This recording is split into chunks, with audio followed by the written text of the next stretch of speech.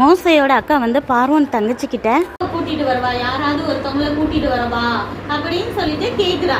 சரி, இந்த குழந்தைய கவனிச்சுக்கிறதுக்கு ஆள் வேணும்ல, அப்ப யாரையாவது கூட்டிட்டு வான்னு சொல்லும் போது இவ என்ன செய்யறா, ஓடி போய் அவங்க அம்மாட்டே சொல்றா, இந்த மாதிரி பார்வனோட மகளே எடுத்தாங்க, அவங்க வளர்க்குறேன்னு சொல்லிட்டாங்க, நம்ம தம்பிய வந்துட்டு நீங்க கவனிச்சுக்க வருவீங்களா அப்படின்னு சொல்லிட்டு. உடனே அந்த ராணி வந்து என்ன சொல்றா, நீ இந்த குழந்தைய எடுத்து உன் வீட்டுல போய் வளர்த்து பால் குடி மறந்த பிறகு, இப்போ ஒரு 5 வயசு வரைக்கும் அந்த காலத்துல அவங்க பால் கொடுப்பாங்க, அப்ப பால் குடி மறந்த பிறகு என்கிட்ட கொண்டு வா, நானே எனக்கு மகனா வளர்த்துக்கிறேன்னு சொல்லிட்டு. அப்ப மோசையோட அம்மாவுக்கு எப்படி சந்தோஷமா இருந்திருக்கும். யோசித்து பாருங்க. ஃபர்ஸ்ட் கொண்டுருவாங்களோ பயந்தா, இப்ப வந்து எந்த ராஜா வந்து கட்டளை போட்டாரோ அந்த ராஜாவோட மகளே வளர்த்தானா, இப்ப அந்த ராஜாவுக்கு இவன் என்ன வேணும், பேரன் தானே வேணும்.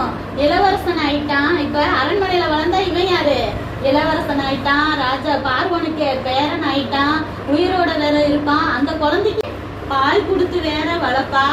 அதுக்கு ராணி வந்து சம்பளமும் கொடுக்குறேன்னு சொல்லிட்டா. அவளுக்கு வந்து இவதான் அம்மானு தெரியாது, அதனால சம்பளமும் நான் கொடுக்குறேன்னு சொல்லிட்டா. அப்ப அவளுக்கு எவ்வளவு சந்தோஷமா இருக்கும், ரொம்ப ஹாப்பி ஆயிட்டா. சரியா?